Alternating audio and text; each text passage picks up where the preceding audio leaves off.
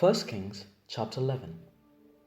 King Solomon loved many foreign women along with the daughter of Pharaoh, Moabite, Ammonite, Edomite, Sidonian, and Hittite women, from the nations concerning which the Lord had said to the Israelites, "You shall not enter into marriage with them, neither shall they with you, for they will surely incline your heart to follow their gods." Solomon clung to these in love. Among his wives were 700 princesses and 300 concubines, and his wife turned away his heart. For when Solomon was old, his wives turned away his heart after other gods, and his heart was not true to the Lord his God, as was the heart of his father David.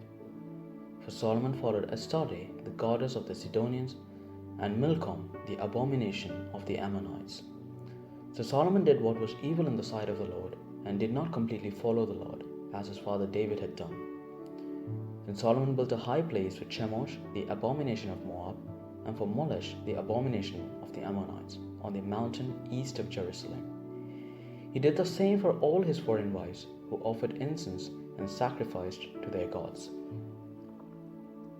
Then the Lord was angry with Solomon, because his heart had turned away from the Lord, the God of Israel, who had appeared to him twice, and had commanded him concerning this matter, that he should not follow other gods. But he did not observe what the Lord commanded. Therefore the Lord said to Solomon, "Since this has been your mind, and you have not kept my covenant and my statutes that I have commanded you, I will surely tear the kingdom from you and give it to your servant. Yet, for the sake of your father David, I will not do it in your lifetime. I will tear it out of the hand of your son.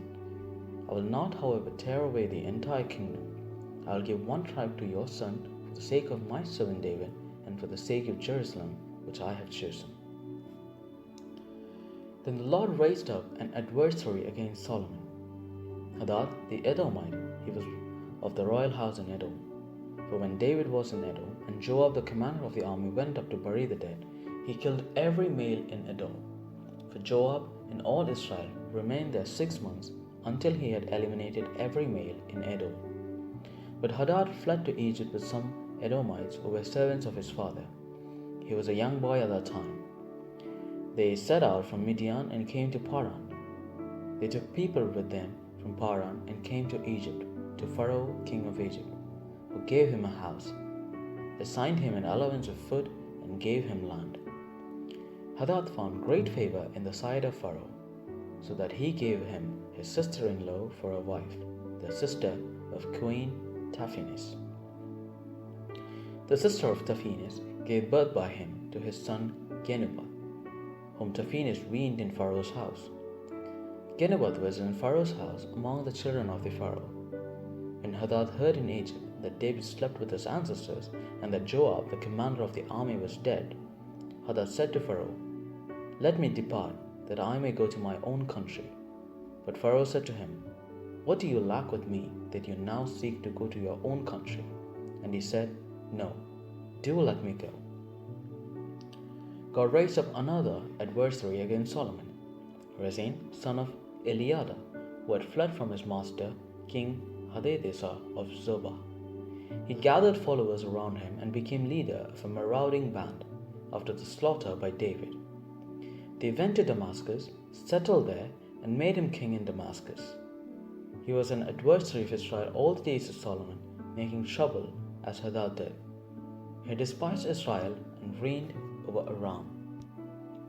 Jeroboam, son of Nebat, an Ephraimite of Zereda, a servant of Solomon, whose mother's name was Zeruiah, a widow, rebelled against the king. The following was the reason he rebelled against the king.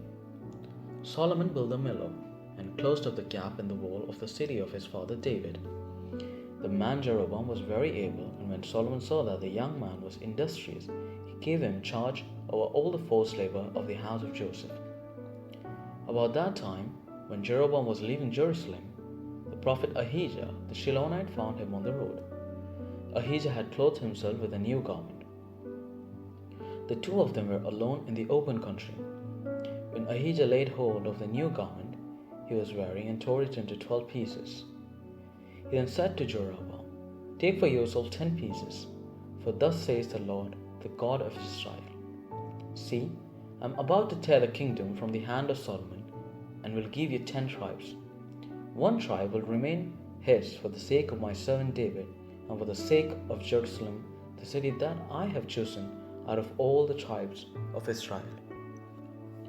This is because he has forsaken me, worshipped Astarte the goddess of the Sidonians, Chemosh the god of Moab, and Milcom the god of the Ammonites, and has not walked in my ways, doing what is right in my sight, and keeping my statutes and my ordinances, as his father David did.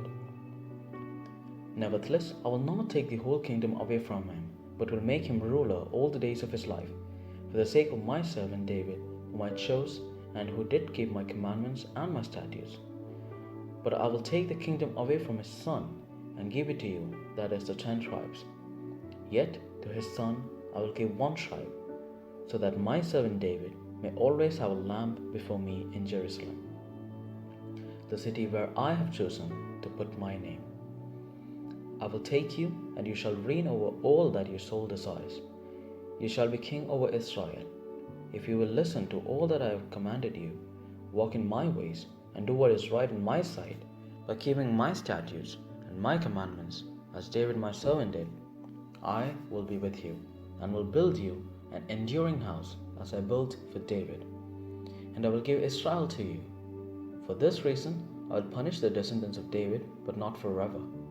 Solomon sought therefore to kill Jeroboam, but Jeroboam promptly fled to Egypt, to King Shishak of Egypt, and remained in Egypt until the death of Solomon. Now the rest of the acts of Solomon, all that he did, as well as his wisdom, are they not written in the books of the acts of Solomon? The time that Solomon reigned in Jerusalem over all Israel was 40 years. Solomon slept with his ancestors and was buried in the city of his father David, and his son Rehoboam succeeded him.